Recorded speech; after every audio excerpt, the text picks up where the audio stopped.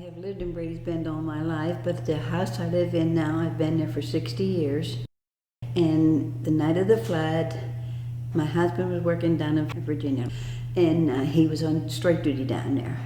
And I didn't know we was having such a bad storm because our house is very insulated.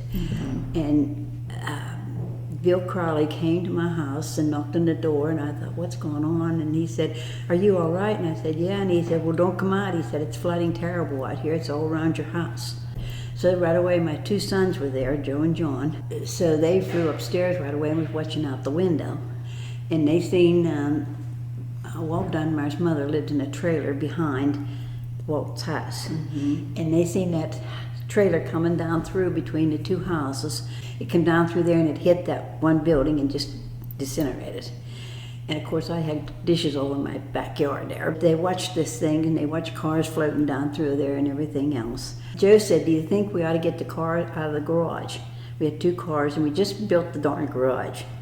And I said, no, you better not, just stay, we'll stay in here. And Wilson started home. Well, he only got as far as Keppel's Corners, and they wouldn't let him come any further.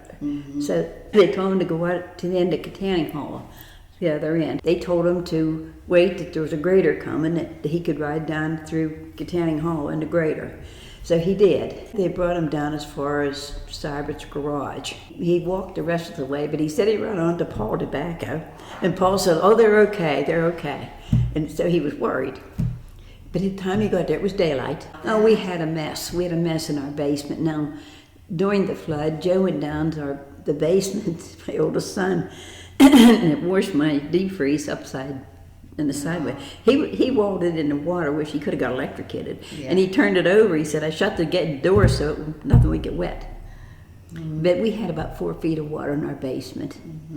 That it drained out, but it was, of course, in mud and everything. And of course, the mud got in our furnace and in our washers and dryers and things like that. But Wilson and I took them out and took the motors out and cleaned them out and used them again.